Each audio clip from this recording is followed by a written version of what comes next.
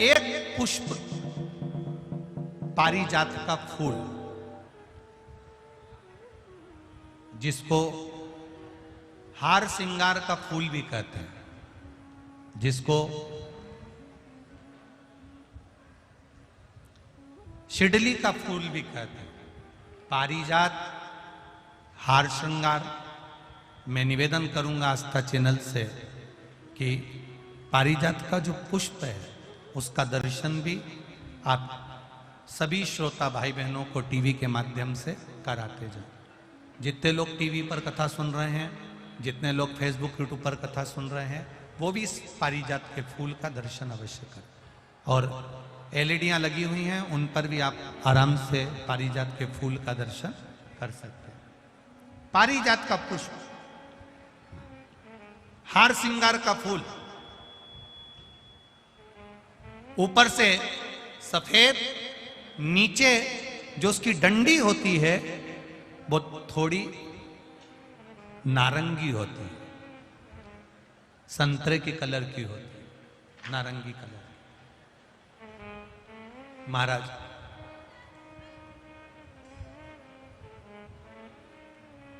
रात्रि में खिलने वाला ये फूल, रात्रि में जो फूल खिलता है ये पारिजात का, और हार श्रृंगार का जो ये पुष्प है, जिसको हार श्रृंगार भी कहते हैं, पारिजात भी कहते हैं, और कहीं कहीं इसको शिडली का पुष्प भी कहते हैं।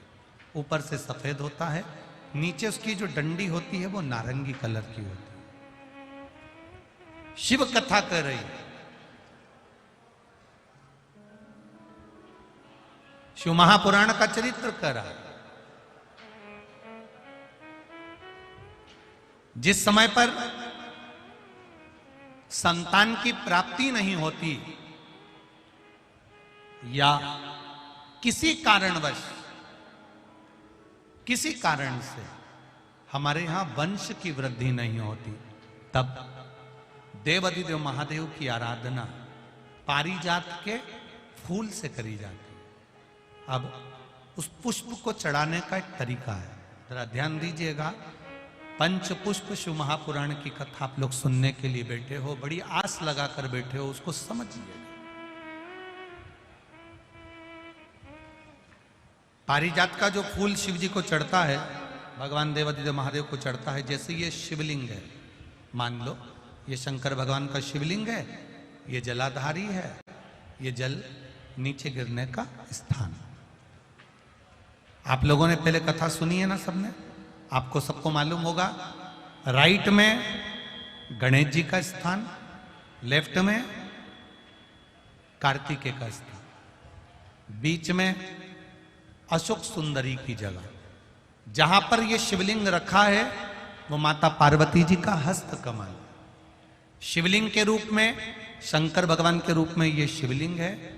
ऊपर से जो एक एक बूंद जलाधारी नीचे गिरती है वो शंकर भगवान की 5 लड़कियां, जया, विषहरा, शामली बारी, दौतली और देव, ये शंकर जी की 5 बेटियां हैं।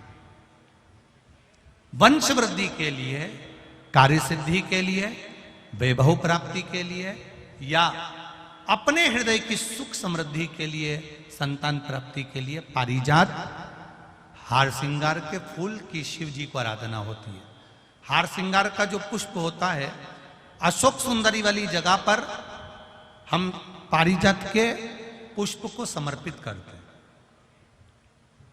उसकी डंडी का जो मुख है वो शिवलिंग की ओर होता है जब अपन अशोक सुंदरी पर चढ़ाते हैं, और फूल का मुख इधर होता है। वापिस उसी पारिजात के पुष्प को उठाकर हम माता पार्वती जी के हस्त कमल पर, जो गोल हस्त कमल है, वहां समर्पित करते हैं। उस जगह पर माता पार्वती जी की ओर से जो पुष्प समर्पित किया जाता है, उसकी डंडी पारिजात की हमारी ओर होती है, पुष्प का मुख महादेव की ओर होता है।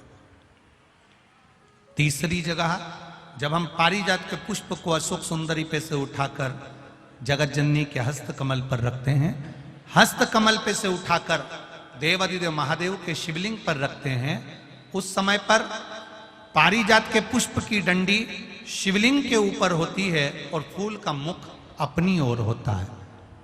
इस जगह पर पारिजात के पुष्प की डंडी के केसर से ही महादेव को त्रिपुंड लगाया जाता है और महादेव से प्रार्थना करी जाती है।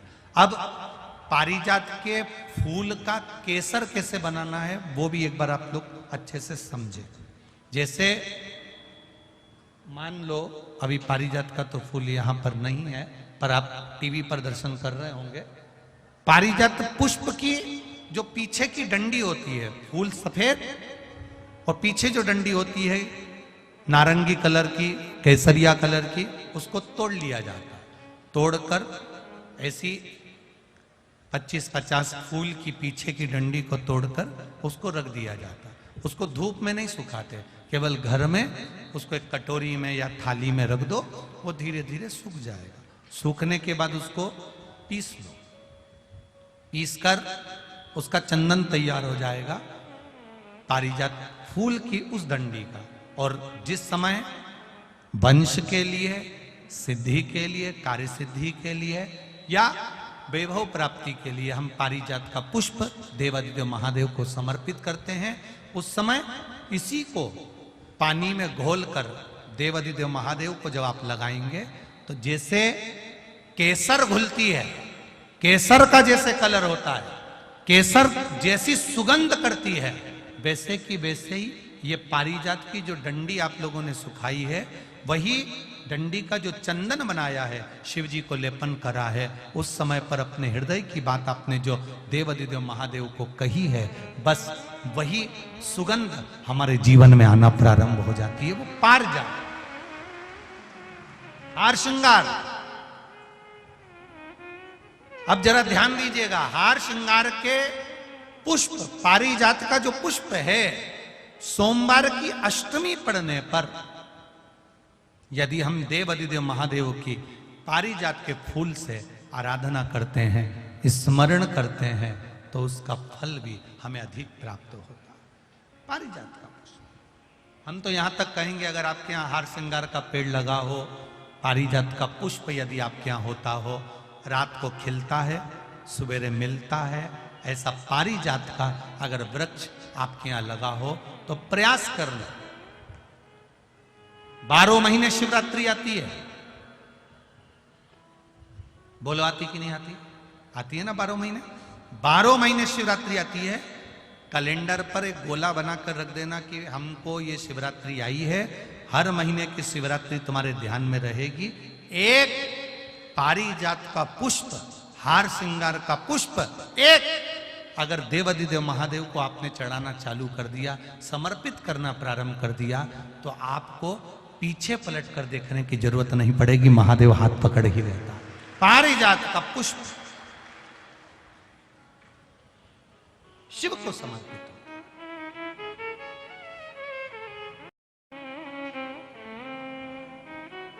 सफेद कलर का पुष्प है, आप टीवी पर दर्शन कर रहे होंगे। केसरिया कलर की, नारंगी कलर की उसकी डंडी है, भगवान शिव को समर्पित पारिजात।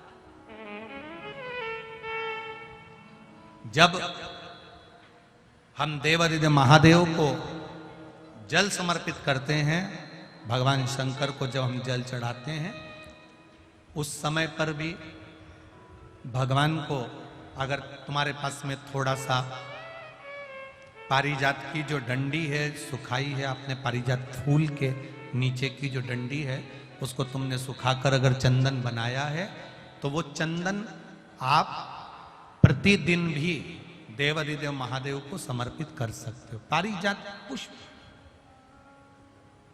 एक बात और हमारे स्मरण में रहे,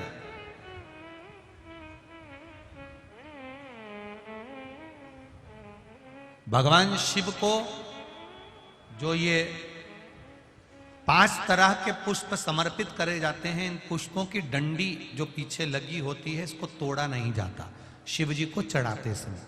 इसका स्मरण आपको रहे।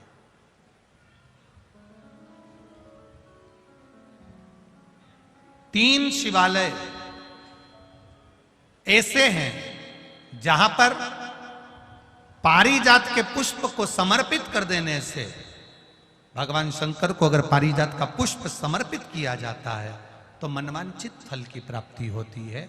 पहला, मां नर्मदा से निकला हुआ कंकर नर्मदेश्वर महादेव। अगर कहीं नर्मदा जी के कंकर से शिवलिंग बना हुआ है तो मां नर्मदा के शिवलिंग पर पारिजात का पुष्प समर्पित होता है। दूसरा, जो शिवालय एकांत में हो,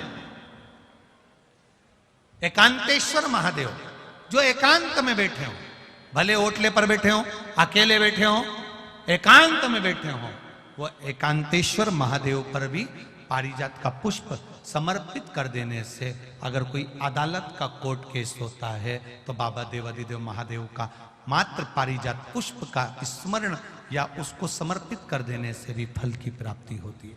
तीसरा, ऐसा शिवालय जो नदी के तट पर हो, सरोवर के तट पर हो, कुंड के तट पर हो, बावड़ी के तट पर हो, कुएं के तट पर हो। आप सब लोग तो ग्रामीण क्षेत्र के निवासी हैं और जितने लोग भी कथा सुन रहे हैं आस्था चैनल पर, फेसबुक, यूट्यूब पर, सबके स्मरण में होगा, पहले हमारे जो पूर्वज होते थे वो कुआं बावड़ी के पास में शंकर जी का शिवलिंग रख देते थे। ध्यान में होगा, जिसको स्मरण में होगा उसको मालूम होगा। शिवलिंग लाते थे और जहां कुआं होता था, बावड़ी होता था, तालाब होता था, नदी होती थी, उसके तट पर, उसके पास में शिवलिंग रख देते थे। कारण क्या है? किसी जलाशय, कुआं, बावड़ी, तालाब, नदी, सरोवर, इसके पास में जो शिवलिंग होता है उस शिवलिंग को बहुत सिद्ध करने की जरूरत नहीं होती। स्वयं गंगा मैया उस कुंड बावड़ी के रूप में रहकर शिवलिंग को सिद्ध कर देती है और वहां स्वयं विराजमान हो जाती है महाराज। वहां पर भी यह हार श्रृंगार पारिजात का पुष्प शिव को समर्पित किया जाए। 3 जगह ऐसी है जहां कभी मौका मिल जाए और तुम्हारे पास में पारिजात का फूल हो और कहीं तुम्हें मिल गया, तुमने आज्ञा ले ली, हम ये पुष्प ले लें क्या, और लेकर अगर आपने चढ़ाया है तो उसका फल जरूर मिलेगा। पारिजात हार श्रृंगार का पुष्प।